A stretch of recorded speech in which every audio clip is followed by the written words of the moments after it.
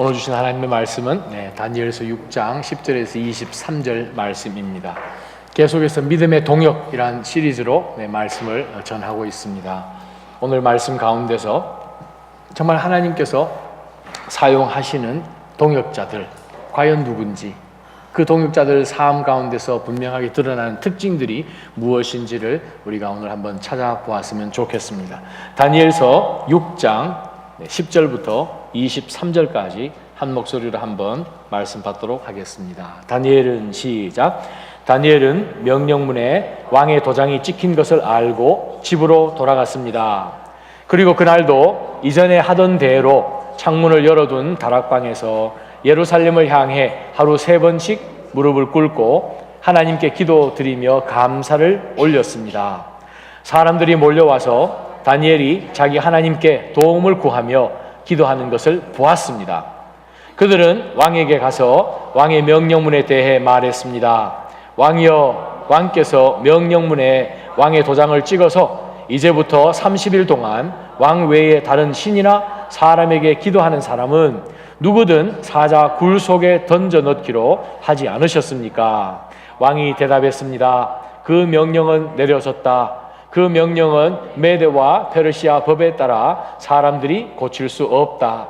그들이 왕에게 말했습니다. 왕이여, 사로잡혀 온 유다 사람 다니엘이 왕과 왕께서 도장을 찍은 명령을 지키지 않고 지금도 하루 3번씩 하나님께 기도하고 있습니다.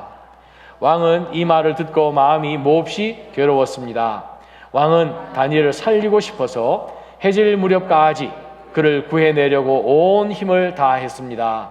사람들이 다시 왕에게 몰려와서 말했습니다.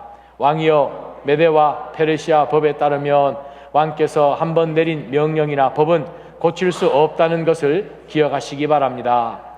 그래서 왕은 다니엘을 끌어다가 사자 굴 속에 던져 넣으라고 명령했습니다. 그러나 왕은 다니엘에게 말했습니다. 내가 항상 섬기고 있는 내 하나님께서 너를 구원하실 것이다. 그러고 나서 돌을 굴려다가 사자 굴 입구를 막고 왕과 귀족들의 도장을 찍었습니다. 아무도 다니엘에게 내린 처벌을 바꾸지 못하게 하려는 것이었습니다. 왕은 왕궁으로 돌아가 아무것도 먹지 않고 즐거운 악기 소리도 그치게 하고 밤새도록 뜬 눈으로 지새웠습니다. 날이 새자마자 왕은 서둘러 사자굴로 달려갔습니다. 왕은 사자굴에 가까이 가서 슬피 울부짖으며 다니엘을 부르며 물었습니다. 살아계신 하나님의 종 다니엘아, 내가 항상 섬기는 내 하나님께서 너를 사자들로부터 구해 주셨느냐? 다니엘이 왕에게 말했습니다. 왕이여, 만수무강하소서. 내 하나님께서 천사를 보내 사자들의 입을 막으셔서 사자가 나를 해치지 못했습니다. 제가 하나님 앞에 죄가 없다는 것이 분명하기 때문입니다. 왕이여, 또 제가 왕께도 죄를 짓지 않았습니다. 왕은 매우 기뻐하며 다니엘을 사자굴에서 건져 올리라고 명령했습니다. 다니엘을 사자굴 속에서 꺼내 살펴보니 몸에 상처 하나 있지 않았습니다. 이것은 그가 자기 하나님을 믿었기 때문이었습니다. 왕은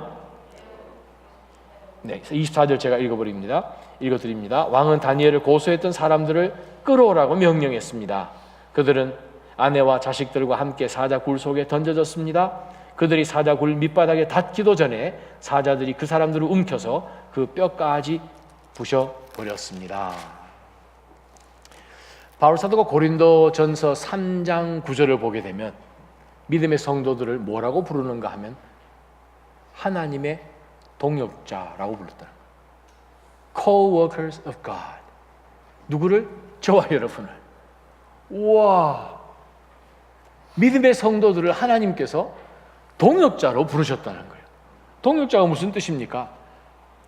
하나님의 놀라운 목적을 위해서 하나님이 직접 나서셔도 되는데, 말씀만 하셔도 되는데, 천지를 말씀으로 창조하신 분께서, 근데 저와 여러분을 통하여서 하나님의 그 하늘의 엄청난 하나님의 거룩한 목적들을 이루고 달성하기 위해서 저와 여러분을 쓰신다는 거예요.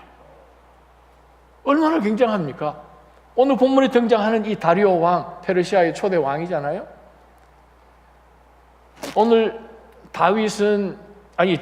이 다니엘은 나이가 최소한 80 이상이에요. 왜냐하면 다니엘이 끌려왔을 때가 10대였으니까 605년 BC예요.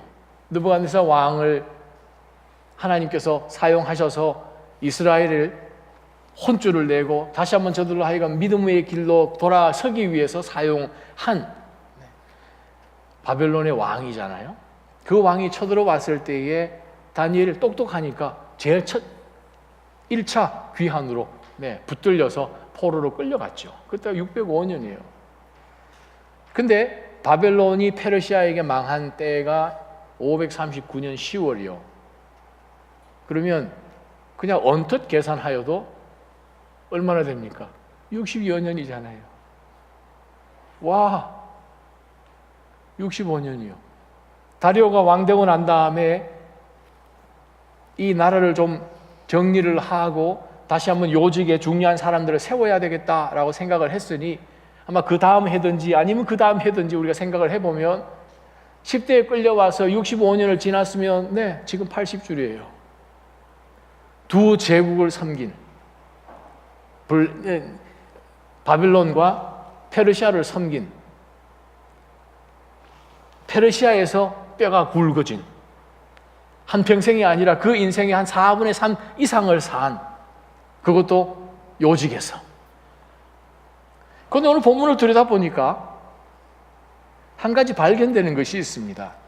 그것은 이 다리오 대왕이 다니엘을 평가를 하는데 16절에 보게 되면 내가 항상 섬기고 있는 20절에 가면 내가 항상 섬기고 있는 다리오도 다니엘이 하나님을 신실하게 지금까지 섬긴 것을 알았다는 거예요. 우리가 6장 앞부분에 보게 되면 지금 이 온 페르시아의 다리오 왕이 많은 지방마다 총독을 뒀는데 그 총독들을 다 다스리는 총리를 3명을 세웠죠. 그 총리 3명 중에서 다니엘이 가장 똑똑했다는 거예요. 가장 지혜롭고 정말 하나님께서 그에게 지혜의 영을 부어주셨기 때문에 그 온 페르시아 제국에서도 다니엘을 감당해낼 수 있는 사람이 없어서 이 3명 가운데서 가장 높은 자리로 이 다니엘을 점지를 하고 세우려고 하는 가운데서 일어난 상황이 6장 전체 내용입니다.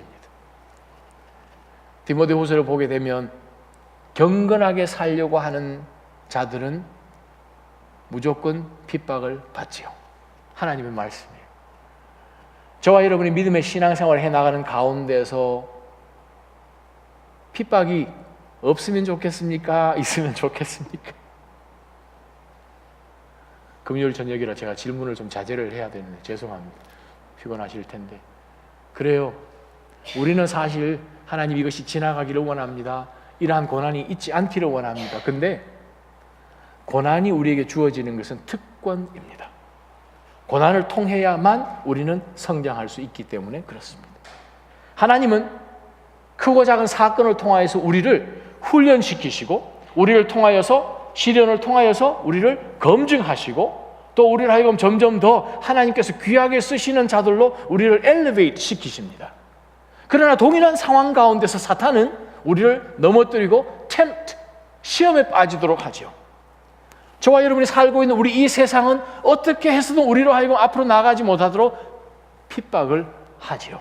그 세 박자가 동일한 한 사건 가운데서 같이 일어난다는 것을 꼭 기억하시기를 바랍니다.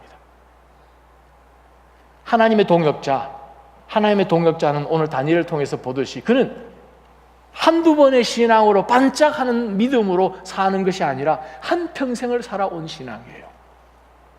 사실 우리가 이스라엘 남쪽 유다의 이 연대를 이렇게 비추어 보면 아니 도대체 이 다니엘과 이 세 친구들이 느부갓네살 왕을 통하여서 이 이방 땅 바벨론으로 끌려와서 그들이 어떻게 이 젊은 나이에 20대 초반에 정말 이 마음을 정하고 뜻을 정하여서 자기들이 왕이 주는 진미, 신들에게 바쳤다가 나오는 그런 고기를 먹지 않겠다고 마음을 작정할 수 있는 이 근거가 어디 있는가를 생각을 해보면 사실 유다의 마지막 다시 한번 영적인 부흥이 일어났던 거 기억하십니까? 요시야 왕을 통하여서 영적 부흥이 일어난 가운데서 가장 첫 번째 first generation으로 그것을 혜택을 받았던 어려서부터 그 그룹이 다니엘 그룹이에요. 믿음으로 그들이 정말 기독교 신앙을 받은 것처럼 크리스천 스쿨에서 정말 어려서부터 말씀 가운데서 성장시켜서 그들이 10대에 됐을 때 정말 하나님의 말씀을 가지고 그 마음 가운데 뜻을 정하여서 그들을 스스로 더럽히지 않도록 지켰다는 바로 그 신앙생활부터 지금까지 80이 넘도록 믿음을 신실하게 드렸어요. 종종 우리는 뉴스를 통해서 듣습니다. 얼마 전에도 그런 뉴스가 있었잖아요. 한국의 군대의 기밀 문서나 이런 사항들을 다루고 있는 기무사의 어떤 소령이 어떠한 이 자기의 이 욕망과 또 이 돈 때문에 군사 기밀을 몰래 팔다가 잡혀서 감옥 가고 그런 얘기. 회사에 아주 중요한 정말 이 회사에서 몇 년 동안 정말 수십 명의 연구원들이 힘을 다해서 엄청난 돈을 투자해서 연구한 그것들을 몰래 빼서 중국이나 다른 나라에 이렇게 산업 기밀 같은 것을 팔고 하는 그러한 내용들을 우리는 사실 종종 심심찮게 듣지요. 정말 어떤 상황 속에서 신실하게 산다는 것은 굉장한 결심을 요구를 합니다. C.S. 루이스가 무슨 얘기를 했냐면 한 인간이 자기 욕심과 싸우기에는 사실 단순하게 옳고 그름을 아는 것으로는 절대 못합니다. 자신보다 훨씬 더 높고 숭고하고 영적인 가치관을 통한 이성적 판단이 있어야 자신의 욕심을 다스릴 수 있습니다. 단순히 우리가 이것은 옳고 그르고 아는 정도로 가지고 그 영적 전투 가운데서 절대 못 이긴다는 거예요. 단순히 아는 것 그 이상의 어떠한 아는 것이 없고서는 영적인 어떤 지식이 없고서는 절대로 우리가 자신의 욕심을 다스릴 수 없다는 거예요. 그러면서 C.S. 루이스가 무슨 얘기를 하는가 하면 오늘날 우리는 명예나 숭고함을 중시하지도 않고 사회적으로도 영적 요소가 상실되어 있습니다. 마치 생선을 가져다가 내장을 다 제거하고도 여전히 움직이기를 원하고 우리의 가슴을 없애놓고 여전히 인간에게 미덕을 기대하는 것과 같습니다.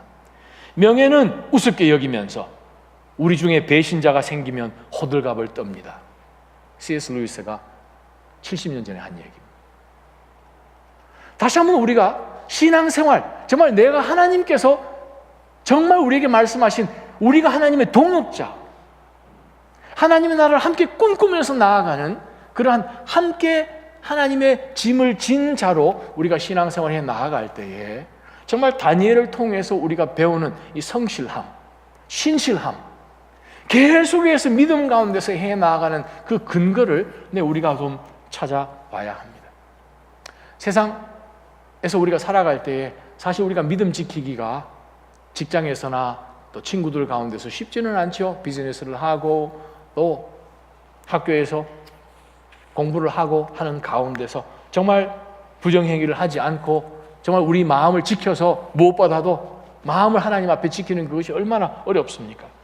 많은 사람들이 이렇게 이야기하죠. 심리학에서 난 본래 그런 사람이다. 놔두라는 거예요. 나는 내대로 살겠다고 생각하는 그러한 부류의 사람들이 있죠. 절대 변화를 거부합니다. 나 원래 그런 사람이야.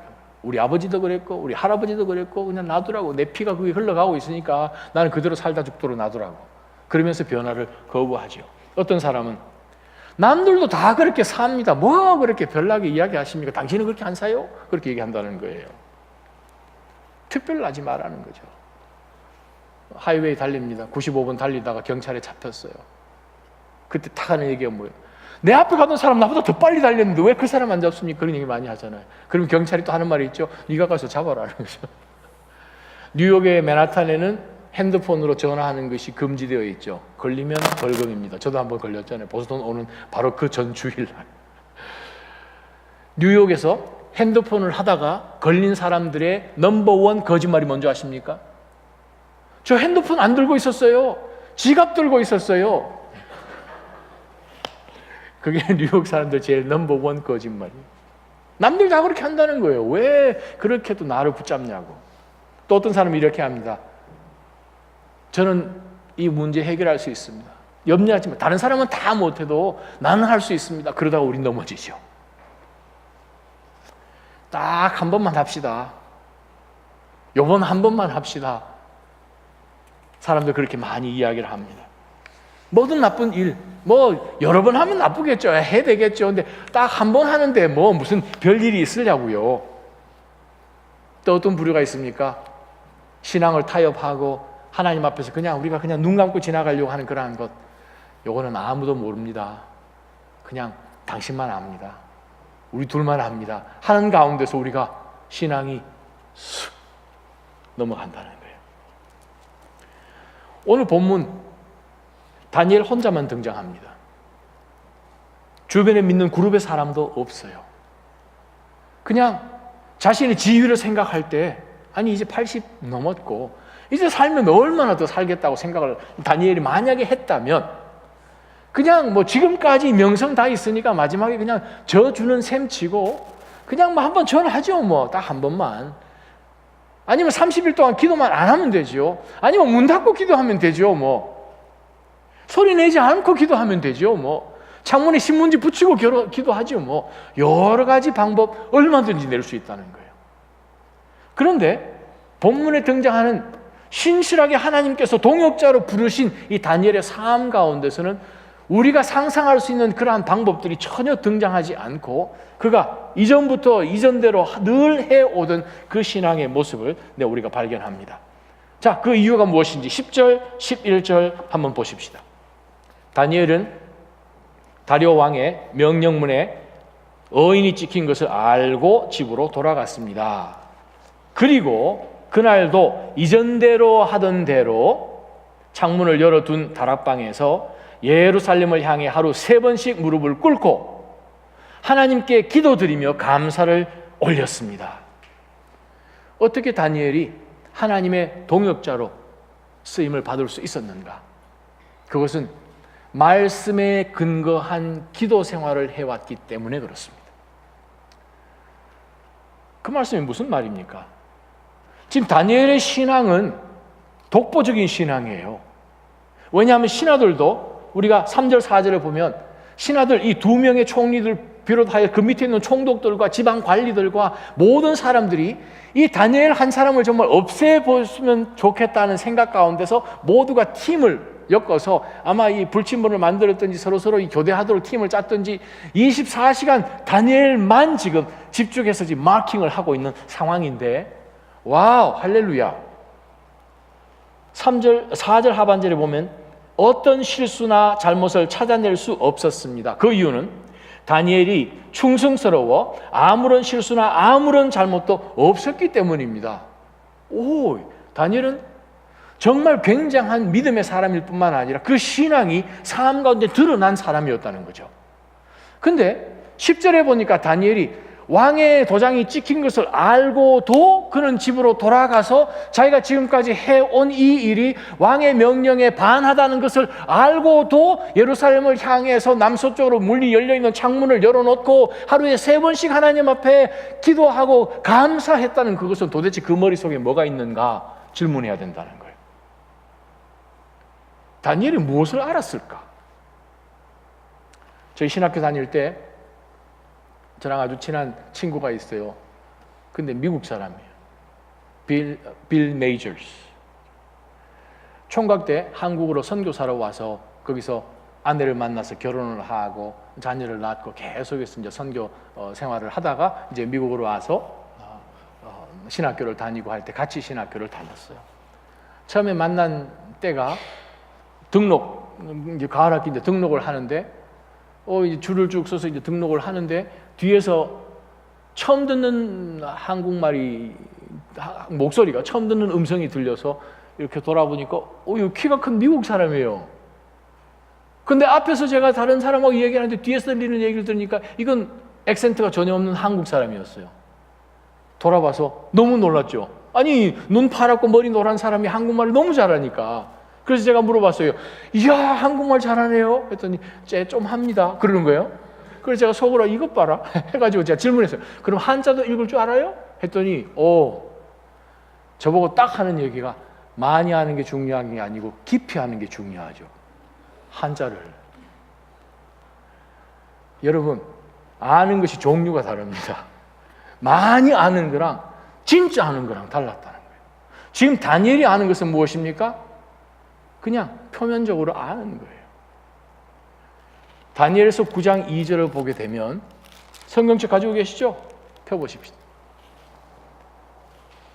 다니엘서 9장 2절을 보게 되면, 곧 아하수에로의 아들 다리오가 왕이 돼 바벨론을 다스린 첫 해였습니다. 곧 그가 다스린 지 1년 되던 해에 나 다니엘은 하나님의 말씀이 기록된 책을 보고 여호와께서 예언자 예레미야에게 연수를 정해 말씀하셨음을 알았습니다. 여호와께서는 예루살렘이 무너진 지 70년 만에 이스라엘 백성들을 본향으로 돌이키시겠다고 말씀하셨습니다. 라는 구절이 말씀 기록되어 있어요.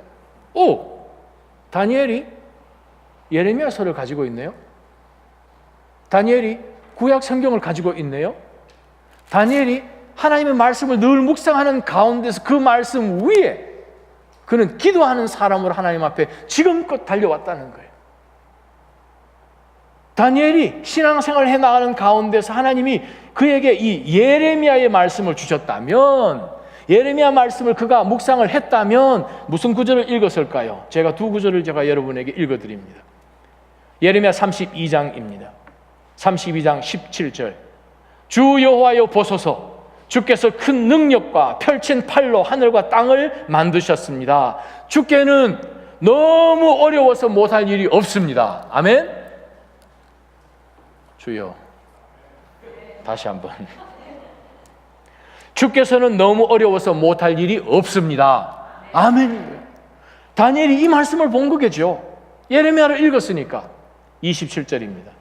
여호와 하나님이 예레미야에게 말씀으로 임하셨습니다. 26절. 그때 여호와의 말씀이 예레미야에게 임했습니다. 27절. 하나님이 직접 하신 말씀입니다. 보아라, 나는 모든 육체의 하나님 여호와다. 내게 너무 어려워서 못할 일이 있겠느냐. 아멘.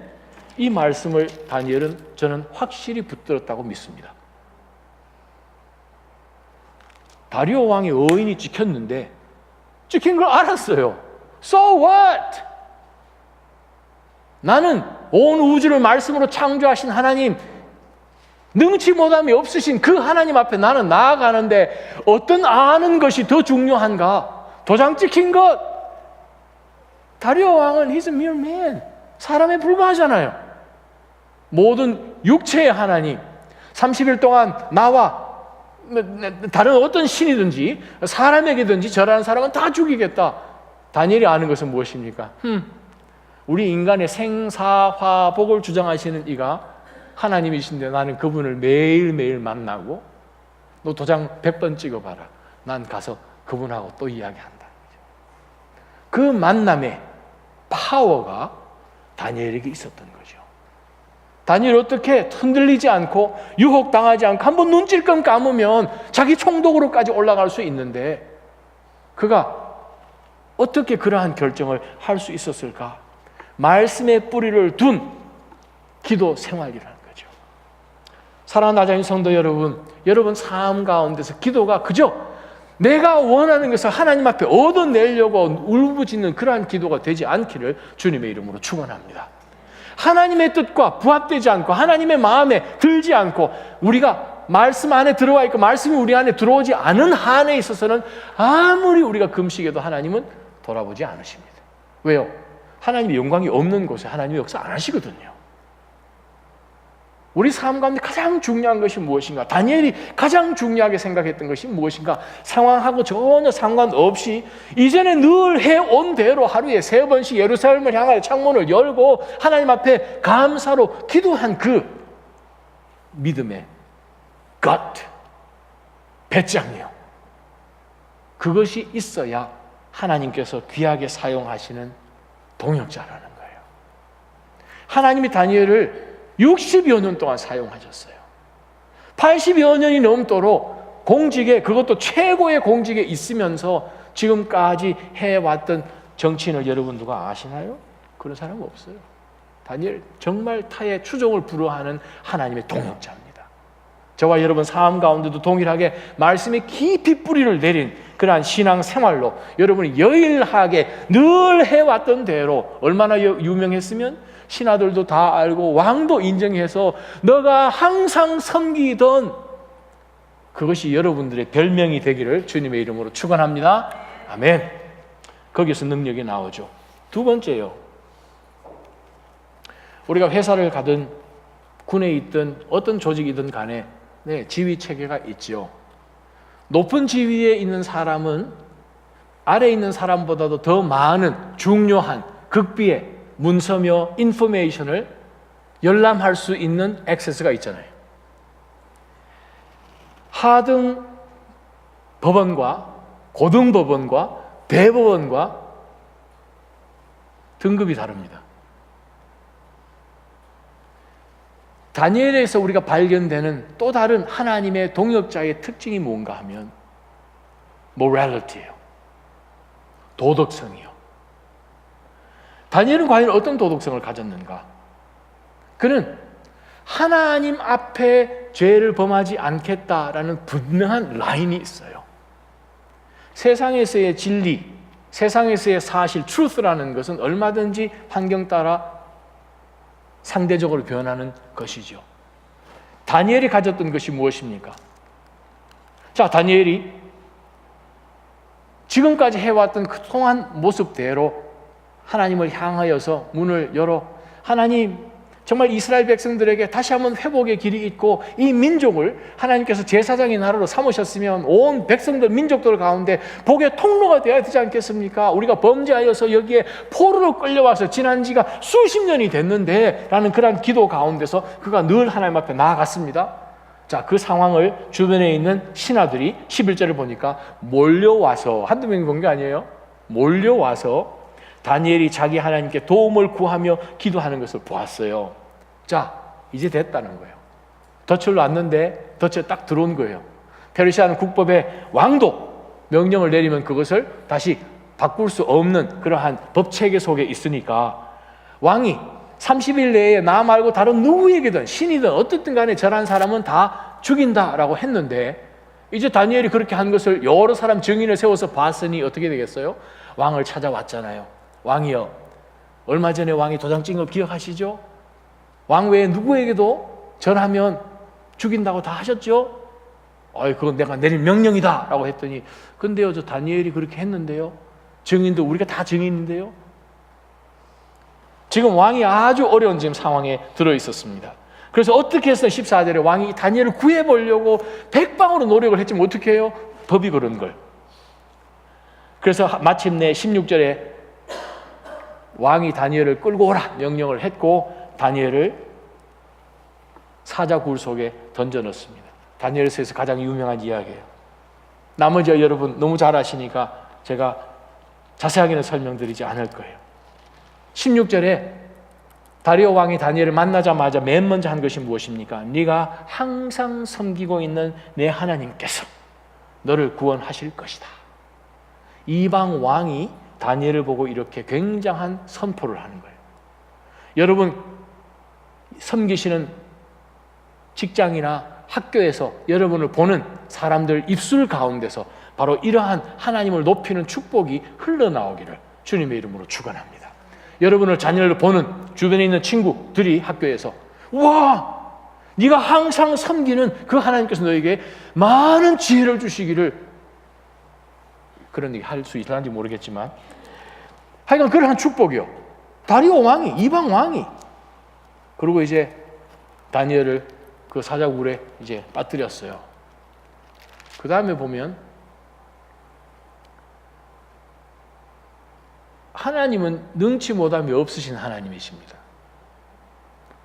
근데 다니엘을 하나님이 어떻게 구하셨다고 성경에 기록되어 있죠? 하나님이 누구를 보내셨나요? 천사를 보냈어요. 아니 하나님은 사자들 지금부터 내일 아침까지 입 다물어 그러면 되시는 분이거든요. 말씀만 하셔도 되시는 분인데 왜 천사를 보내셨을까? 질문해 본 적 있으세요? 밤새도록 천사하고 다니엘이 뭐 했을 것 같으십니까? 이야기하고 찬양하고 외롭지 않도록 다니엘 옆에서 그냥 말동무 해준 거잖아요.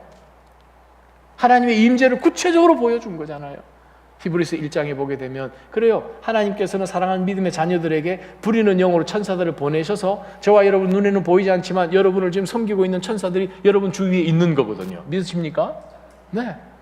안 믿으신 분은 천사들 없게 뭐 되는지 모르겠지만 믿는 성도들은 천사들이 하나님께서 보낸 그 부리는 섬기는 영들이 성도들을 섬깁니다. 왜? 여러분들이 나중에 천사들을 판단하기 때문에 그렇습니다. 천사들 여러분에게 잘 보여야 되는 거예요. 자, 그 천사를 하나님께서 보내셔서 다니엘과 함께 한밤중 내도록 그날 아침까지 그와 함께 동행하는 가운데서 하나님이 사자들의 입으로부터 막으시고 다니엘에게 분명한 하나님의 말씀을 주셨어요. 그러고 난 다음에 그 다음날 아침이 되었을 때에 이 왕은 자신의 이 풍습대로 밤새도록 자기가 잠들 수 있도록 옆에서 뭐 이렇게 음악을 연주를 하고 하는 그거 다 치우고 음식도 먹지 않고 왕이 다니엘을 너무 지금까지 봐왔으니 너무나 귀한 신하인 것을 알고 급하게 한 걸음 내딛어서 다니엘을 찾아갔어요. 그러면서 이야기합니다. 네가 항상 섬기는 내 하나님께서 너를 사자들로부터 구해 주시더냐? 라고 20절에 다리오 왕이 했더니 다니엘이 안에서 이야기합니다. 왕이여 만수무강하옵소서. 내 하나님께서 천사를 보내 22절 사자들의 입을 막으셔서 사자가 나를 해치지 못했습니다. 그 다음에 말씀을 보시기를 바랍니다. 다니엘이 정말 하나님의 동역자로 하나님께서 그를 이끌어내셔서 그를 통하여서 바벨론뿐만 아니라 페르시아까지 여호와의 이름을 높이시고 그를 통해서 많은 믿음의 사람들에게 위로가 되고 포로로 비록 끌려갔지만 그 남의 땅 가운데서도 그들이 정말 주눅들지 않고 우리는 영원한 하나님이 있기 때문에 우리가 죄를 지어서 끌려왔지만 우리는 반드시 돌아간다. 우리는 영원하지만 너희 나라는 언제든지 망할 수 있다라는 그 믿음, 소망을 그들에게 가질 수 있도록 하나님이 다니엘을 사용하신 이유가 22절에 또 나옵니다. 자세히 보세요. 사자가 나를 해치지 못했습니다. 제가 하나님 앞에 죄가 없다는 것이 분명하기 때문입니다. 그리고 왕이요, 또 제가 왕께도 죄를 짓지 않았습니다. 이게 무슨 말입니까? 왕이요, 하나 아시기 바랍니다. 제가 왕의 이 명령 그것보다도 먼저 하나님 앞에서 저는 죄가 없음을 하나님이 아십니다. 그것이 믿음의 성도들, 하나님이 사용하시는 자들, 하나님의 동역자들이 가져야 하는 모랄리티라는 거예요. 도덕성이라는 거예요. 우리의 성품과 심성이 세상 정도의 수준이 아니라 그것보다도 훨씬 더 높은 하나님 앞에서의 나는 두렵고 떨림으로 사는가, 하나님 앞에서 인정받으면요 6장 초반부터 보았듯이 신하들도 온 제국도 다니엘을 볼 때에 인정을 합니다. 저와 여러분 먼저 하나님으로부터 인정받으시는 믿음의 성도들 되시기를 주님의 이름으로 축원합니다. 하나님으로부터 인정받으면요 나머지는 인정받고 안 받고 그게 사실 의미가 없는 거거든요. 모든 걸 다 하세요. 우리가 인정하고 안 하고 하는 이 모든 인간의 사회나 그룹이나 나라나 제국조차도 하나님은 하루아침에 없으십니다. 바벨론 얼마나 굉장한 강대국이었습니까? 지금도 대영 제국에 가게 되면 그 바벨론 그 엄청난 그 성의 성문 조각들 지금 남아있잖아요. 거의 한 4, 5m 되는 그 높이에 그냥 도자기로 찍어서 금을 발라서 굉장하잖아요. 그거 어디 있습니까? 박물관에 다 있어요. 하나님이 하루아침에 부으시면 벨사살 왕이 술 먹고 잔 흔들고 그냥 풍악을 울리는 가운데서 하루 저녁에 하나님께서는 제국도 뒤집으십니다.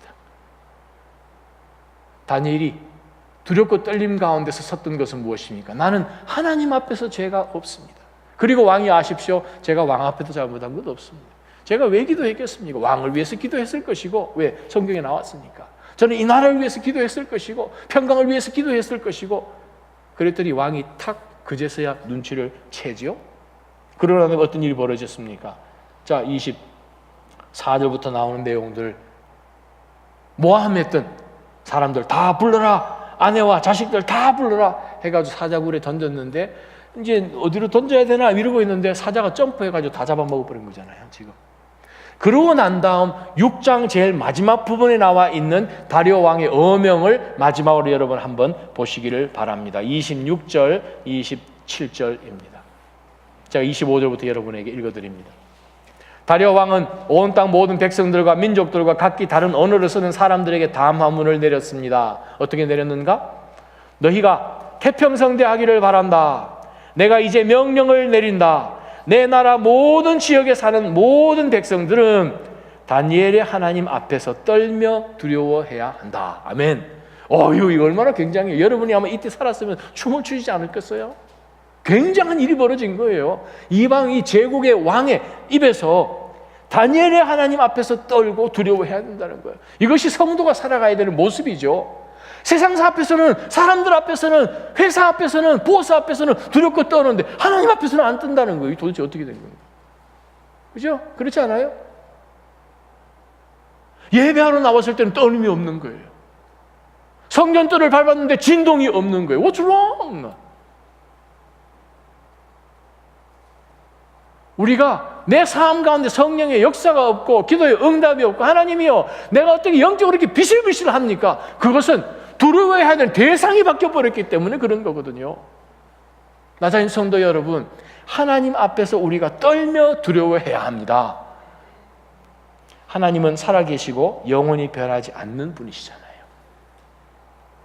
그 나라는 멸망하지 않고 하나님의 다스림은 끝없이 계속될 것이다. 다리오 왕이 한 이야기입니다. 다니엘이 한 얘기가 아니고. 그는 구하기도 하시고 건져내기도 하신다. 마치 욥이 한 얘기 같지 않습니까? 주기도 하시고 취하기도 하시는 하나님이세요. 하늘에서든지 땅에서든지 표적과 기적을 일으키시며 사자의 입에서 다니엘을 구해 주셨다. 그것이 이 왕이 내린 방입니다.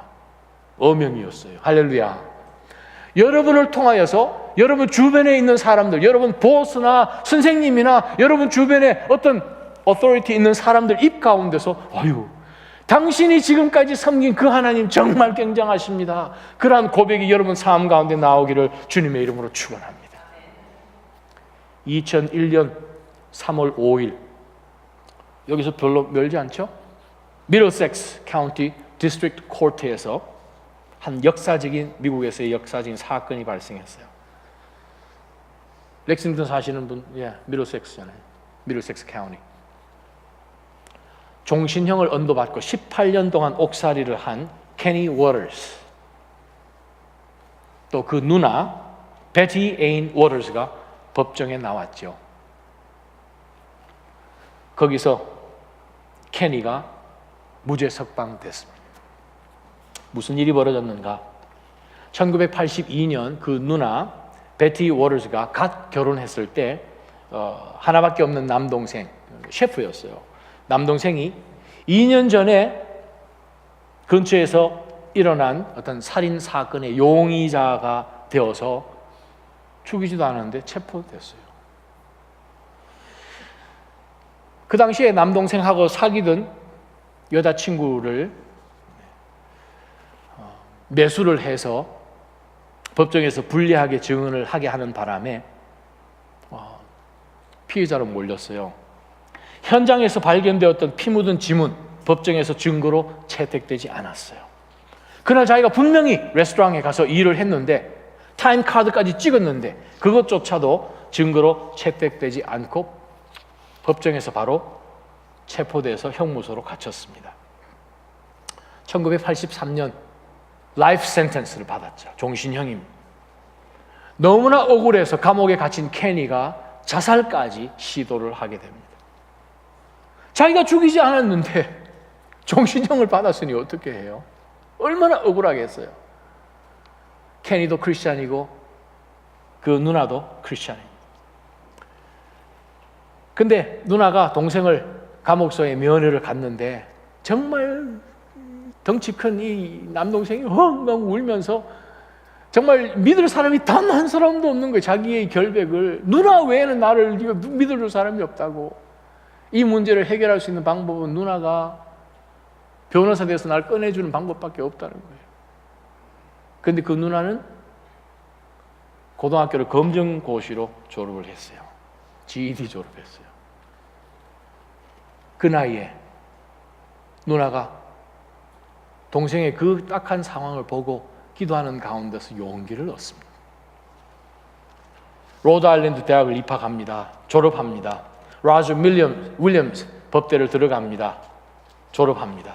1998년에 졸업하고 변호사가 됐어요. 그때 이미 동생은 18년 동안 감옥에 복역을 했습니다. 그 당시에 90년대에 떠오르고 있는 그 DNA 테스트가 정말 너무나 기가 막힌 것을 베티가 알고 이 남동생을 어떻게 해서 그 감옥에서 무죄 방면하기 위해서 어떻게 해서든 그것을 증명해야 되겠다 하고 결정을 내린 다음에 범죄 현장에서 발견된 DNA가 자기 남동생 케니의 DNA와 일치하지 않는다는 것을 법정에서 입증해냈어요. 2001년 3월 5일 미들섹스 카운티에서 무죄 석방됐어요. 9년 후에 할리우드에서 이것을 바탕으로 영화까지 만들어냈죠. 영화 제목이 Conviction이에요. 저와 여러분은 어떤 컨빅션을 갖고 계십니까? 어떤 신념을 갖고 계십니까? 하나님이 여러분을 얼마든지 사용하시고 사용하실 거란 신념도 갖고 계십니까? 여러분이 포로처럼 끌려온 것 같고 힘도 없는 것 같고 내가 할 수 있는 것은 하나도 없는 것 같은 그러한 가운데서 여러분이 있지만 능치 못함이 없으신 하나님께서 여러분 인생 가운데 개입해서 들어오시고 판을 돌리시면 하나님의 이야기를 얼마든지 여러분의 삶을 통해서 쓰실 수도 있다라는 컨빅션 갖고 계십니까? 그게 다니엘이에요. 그게 다니엘이에요.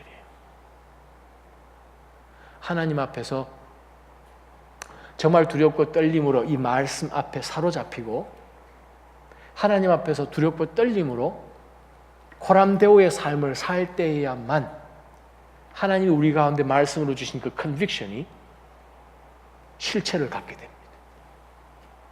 우리 삶 가운데 모습으로 드러납니다. 어떤 상황 속에서도 사단에게 지지 않고 세상에게 굴하지 않고 끝까지 여일하게 항상 섬겼던 그 다니엘처럼 저와 여러분도 동일하게 그러한 하나님을 더 깊음 가운데서 만나기를 주님의 이름으로 축원합니다. 기도하십시다. 우리 한번 이 시간 기도할 것은 하나님이여 저희가 하나님의 동역자처럼 살고 있습니까? 주님 부끄럽습니다. 하나님이 너 나와 함께 일하자. 하나님 나라를 이 땅 가운데 세울 수 있도록 너 좀 도와라. 너 지금 뭐 하고 있냐? 내가 너를 교육시킨 이유가 무엇이고 너가 이 미국 땅까지 보스턴까지 와서 너가 이러이러한 일들을 하고 이러이러한 경험을 가졌는데 너 지금 뭐 하고 있니? 라는 그 질문 가운데 하나님 저희는 불편합니다. 자유롭지 않습니다. 우리 이 시간 한번 기도할 것은 하나님이여 저희 10년 가운데 다니엘에게 동일하게 감동 주셨던 그 컨빅션을 주셔서 하나님 앞에 온전한 일꾼으로 쓰임받게 해달라고 하나님의 동역자에 걸맞는 그러한 믿음의 능력을 갖게 해달라고 우리 한번 하나님 앞에 기도하며 나가십시다. 기도하겠습니다.